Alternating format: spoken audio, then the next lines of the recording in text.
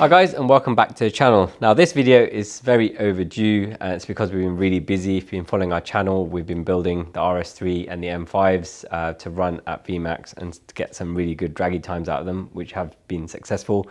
You may have seen our M5 on CarWow also. If you haven't, please check those videos out. Now this video is about something we teased last week, I think it was, and it's the front end of the G80. We've received lots and lots of messages about when I was going to do a video on this and my opinion on it. I have teased about this before when they were first releasing the designs and also on the i4, and that's the new big grills. Now, I don't hate those big grills, but I don't necessarily love them either. I do understand from a design point of view that when you want to push boundaries, you are going to have some polarization. And it's a bit like what we've done with our Evaero kits for the F80 and the little fangs that go on the front. Some people love them, some people hate them. But we really wanted to try to do something different and not the same as anyone else. And I think that's the route that BMW have gone on these grills. And it also harks back to the heritage of some of the older cars where the grille was that way round. But let me explain something. On those old cars, the grille was very long, yes, but those cars were tall from the front. They weren't wider than they were taller. And also the number plate was never in between the grills, it was always placed to one side. And I think that's my biggest gripe with this new design. It's not that the fact that the grills are massive, it's really because they haven't thought about where to place the number plate. There are cars that do get away with that, like the Alfa Romeos for example, but the number plate is always to the side. The other issue I have is that it looks like the grille has been made first and the rest of the car has been designed around it, but it hasn't really carried through the looks of that grille. So, and from some angles it looks like it's just the grille and then everything else is done around it to try and fit in, but it doesn't quite work. And there has been some designs out there which are claiming to fix the front end of this car.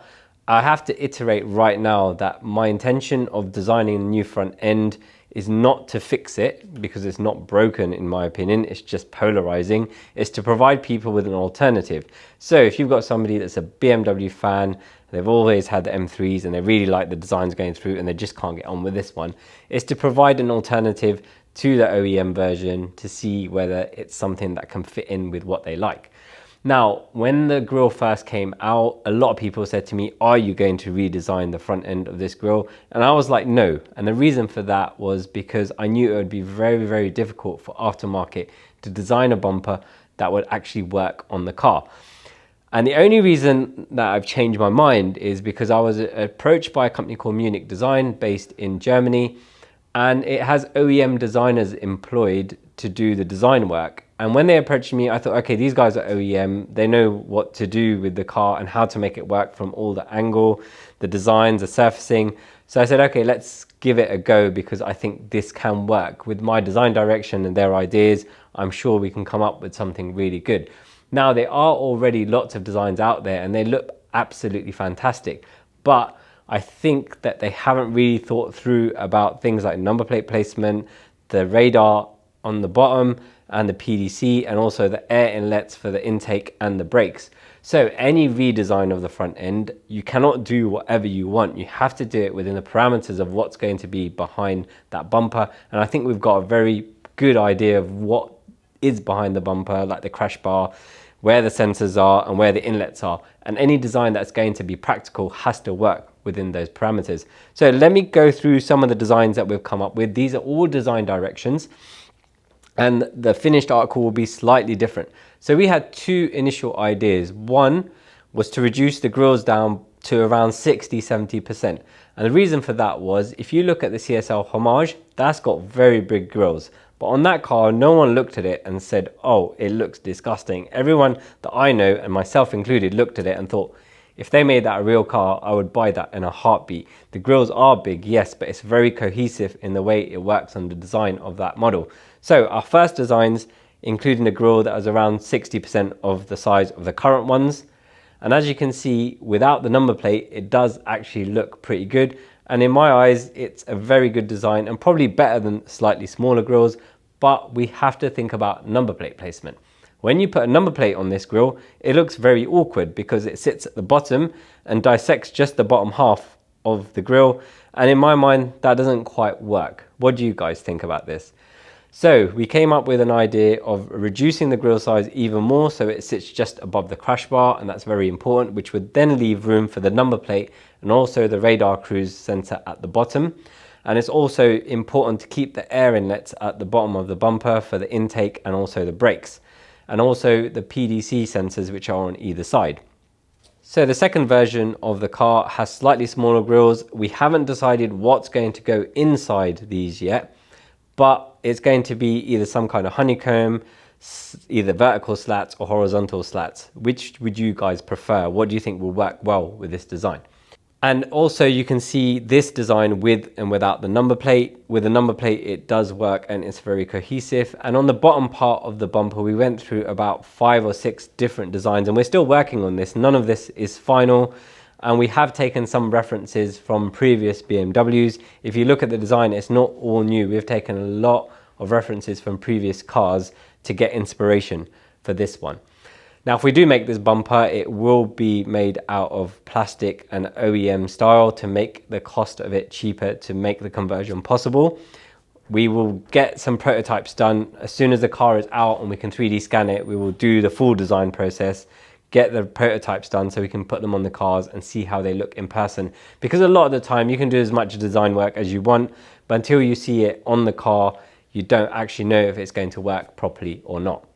In addition to the new front bumper design, we are also going to produce a error kit for the original car as it is. So a front splitter design that works with the stock bumper and the big grills, and also a rear diffuser.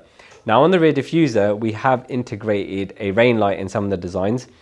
I think the original one is okay, but I think it's just a little bit blocky, and I think it doesn't have enough form to it. So what we've tried to do is have a little bit more detail, integrate the rain light to make it a bit more interesting, and keep the exhaust in the standard position. Now, the M Performance exhaust that is coming out with the car has the exhaust set like that, and it has a quite nice aggressive diffuser, but I don't think everyone's going to want that M Performance exhaust with the kind of triangle setup because it looks a bit strange. That's going to take a lot of getting used to. Fair enough, if you like it, that's fine, that's your choice, but if you don't, we will have a more traditional design that works with the car. The other thing we're going to do is the rear spoiler. That's not too complicated. We're going to make it a bit like the one we designed on the Evaero, which is on our F80 M3.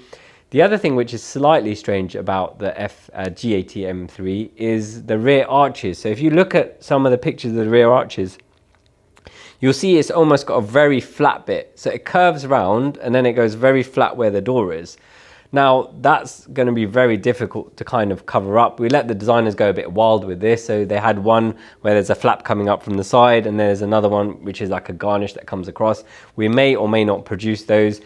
We may do the bit that just sticks on the side and kind of matches the front grills coming forward. But again, that's going to be up to the customer to choose if they want that or not.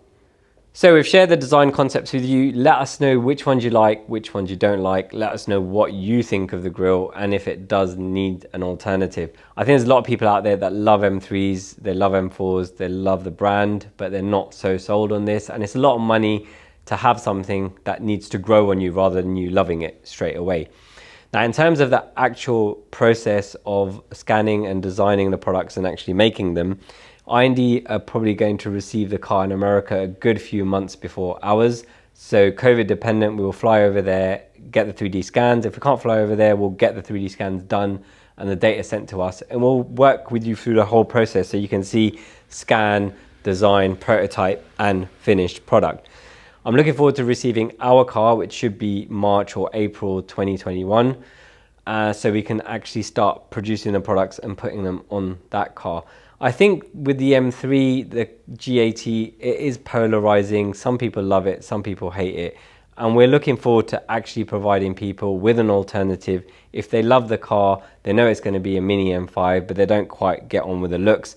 If we can provide them with a solution, I'll be really happy. Thank you so much for watching, guys. If you'd like to watch more of this project, you can do so over here. If you'd like to watch what YouTube suggests you might like from our other videos, you can watch that over here. If you like this video, please click on the thumbs up. And if you haven't already, please subscribe to our channel. If you guys have any questions, please drop them in the comment section and we'll do our best to answer them for you.